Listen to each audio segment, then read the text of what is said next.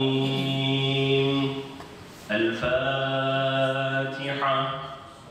Ayrıca sempozyum düzenleme kurulunda ve organizasyonda emeği geçenlere Türkiye Diyanet Vakfı, Sayın Başkanlarım, değerli misafirler, müsaadenizle sempozyumun programının kısaca arasında Uluslararası İlahiyat Programı İşbirliği Protokolü imzalanacaktır.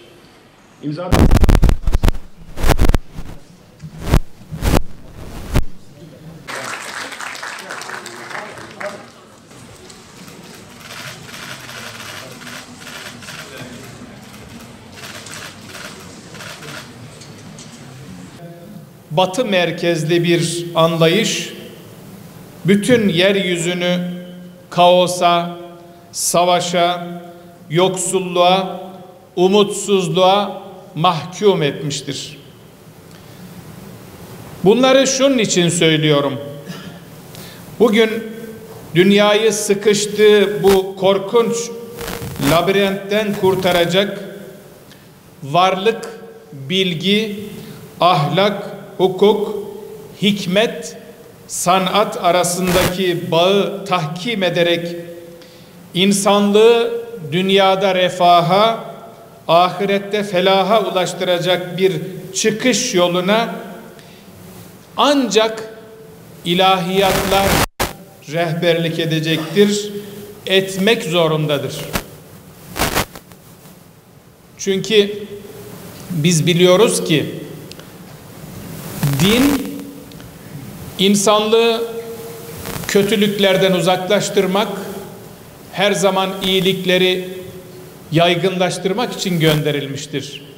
Doğru dinin üretilmesi ve topluma sunulması, yeryüzünün imar ve ıslahına vesile olmasında dini yükseköğretim kurumlarımıza ve Diyanet İşleri Başkanlığımıza çok önemli görevler düşmektedir.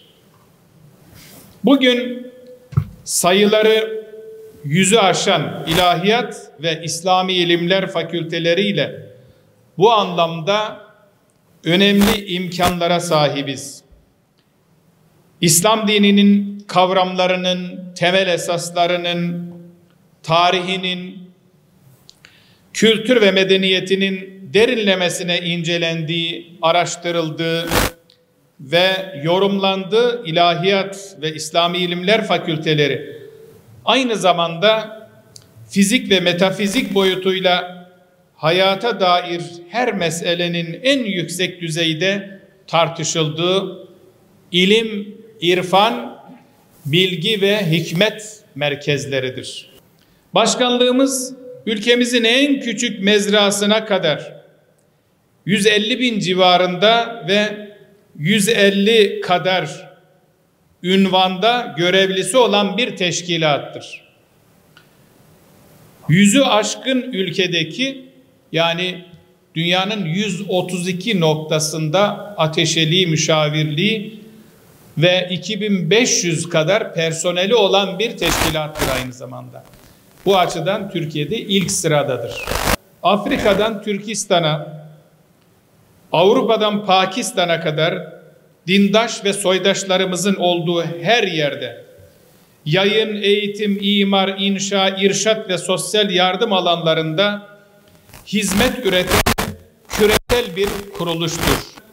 Milletimizin dini hayatına ve geleceğine, insanlığın huzur ve emniyetine rehberlik etme sorumluluğumuzu daha iyi şekilde yerine getirmek için sosyal ve küresel gerçeklikleri göz ardı etmeden çok boyutlu, kapsamlı ve disiplinli çalışmalarla müşterek bir gelecek perspektifi oluşturmak, müşterek çalışma planları yapmak zorundayız. Özellikle yaşanan hayatın sorunları ile milletimizin ve insanlığın geleceğine dair meselelerde beraberce daha gerçekçi olmaya, daha cesur yaklaşımlar, inisiyatif kullanmaya mecburuz.